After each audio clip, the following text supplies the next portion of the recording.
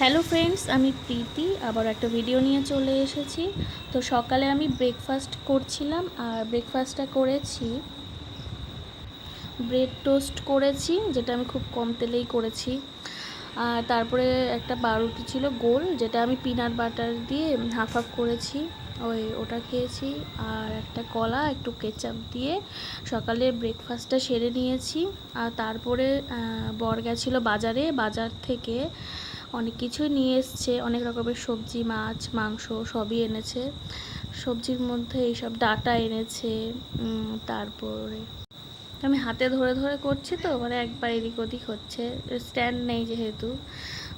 তারপরে টমেটো, এটার অনেক রকমেরই সবজি নিয়ে এসছে, সাথে লঙ্কা, পেঁয়াজ, আলু, যা যা সংসারের লাগে সবই নিয়ে এসছে।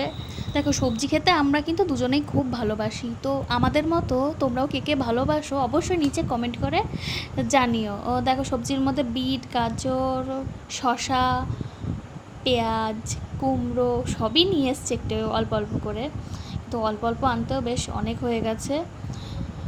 তারপরে দেখো, মাছ নিয়ে এসছে, আর মাছের সঙ্গে মাছের ডিম আর মাছের তেল দুটোই নিয়ে এসেছিলো। তারপরে নিয়ে এসেছিলো ওটা মনে হচ্ছে চিংড়ি মাছ এনেছে। তো এগুলো আবার সব ধুতে হবে, ধুয়ে বেছে তারপরে রাখতে হবে, কারণ এতগুলো তো একদিনে খাওয়া যাবে না। তারপর চিংড়ি মাছগুলো আমি ছাড়িয়ে রেখে দিয়েছিলাম পরিষ্কার করে। তারপরে ওটা এনেছে ভোলা মাছ। এই ভোলার থেকে আমার না পোয়া ভোলাটা খেতে বেশি ভালো লাগে। তারপরে নিয়ে এসেছিলো চিকেন। তারপরে দেখতেই তো পুরো রক্ত লাগানো। তারপরে এগুলোকে সব পরিষ্কার করলাম। তারপরে এগুলো সব ধুয়ে টুয়ে ফ্রিজেও তুলতে হবে, সেটাও একটা কাজ। সংসারের আর কম কাজ নেই, দেখতে থাকো আমি কি করলাম। তারপরে এইগুলো সব ধুলাম, আস্তে আস্তে ধুচ্ছিলাম। ধোয়ার পরে রান্নাও করতে হবে, রান্নাটাও করলাম।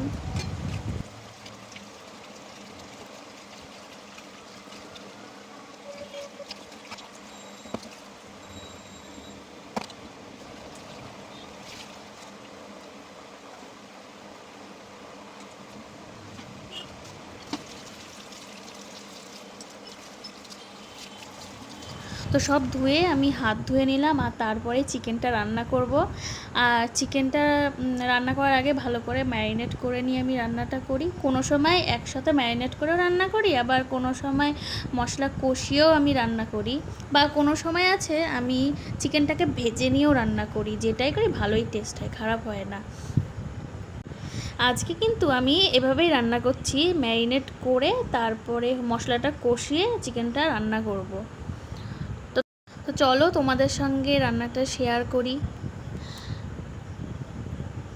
প্রথমে কড়াইতে তেল দিয়ে নেব, আর তেল নেওয়ার পরে তারপরে গোটা গরম মশলাগুলো, তেজপাতা এগুলো দেব। তার আগে আলুটা ভেজে নেব। চিকেন আর মটন আমি দুটো খেতেই ভালোবাসি, তবে মটনটা একদিনই খাওয়া যায়, আর চিকেনটা মোটামুটি আমি রোজ দিলে রোজই খেতে পারবো।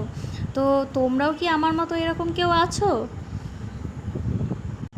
আর আলুটা ভাজার সময় আমি একটু নুন আর হলুদ দিয়ে নিয়েছি। তবে আলুটা ভাজা ভাজা হোক, ভাজা ভাজা হওয়ার পরেই মশলাটা করে নেব।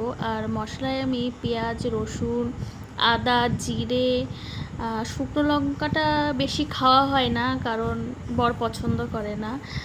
তারপরে তাই কাঁচা লঙ্কাটা দিয়ে বেশি করা হয়। তো মশলাটা করা হয়ে গেছে, এরপরে চিকেনটা করে নিই। আলু ভাজা হয়ে গেছিলো, আলুটা তুলে নিয়েছি। এরপরে তেলের মধ্যে গোটা গরম মশলা, তেজপাতা দিয়ে নিয়েছি। তারপরে পেঁয়াজ কুচি দিলাম। তারপরে হচ্ছে টমেটো কুচি দিয়ে ভালো করে একটু ভেজে নেব। আর ভাজা ভাজা যখন হয়ে যাবে তখন মশলাটা দিয়ে কষিয়ে নেব। মশলাটা কষানোর পরে চিকেনটা দিয়েও একটু ভালো করে ভেজে নেব। দেওয়ার পরে চিকেন দেওয়ার পরে ভাজা যখন হয়ে যাবে একটু ভালো করে কষিয়ে নেব।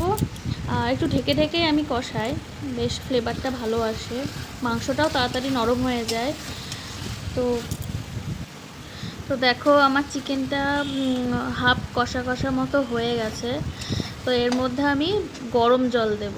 ঠান্ডা জলটা দিলে না ঠিক কালারটা বেশি আসে না, চিকেনগুলো শক্ত হয়ে থাকে।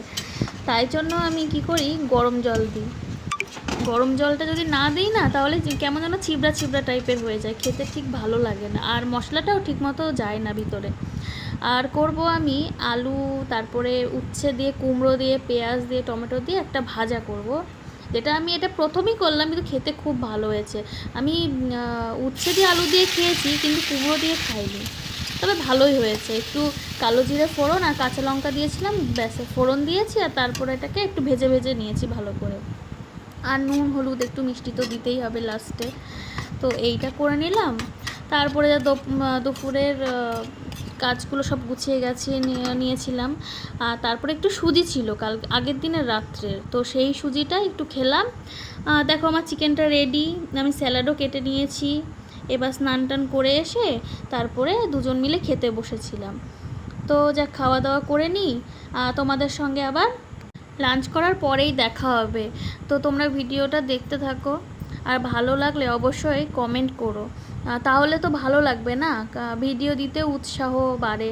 আর যদি একটু কমেন্ট লাইক না পাই তো ভিডিও দিতেও ভালো লাগে না। তো দেখতে থাকো তোমরা। দেখো লাঞ্চের পরে আবার ডিনারে চলে আসলাম, আর ডিনারে খেয়েছিলাম আমি দুধ, কলা আর মুড়ি, যেটা আমার খুব ভালো লাগে। তো সবাই আমাকে এমনভাবেই সাপোর্ট করতে থেকো। বাই।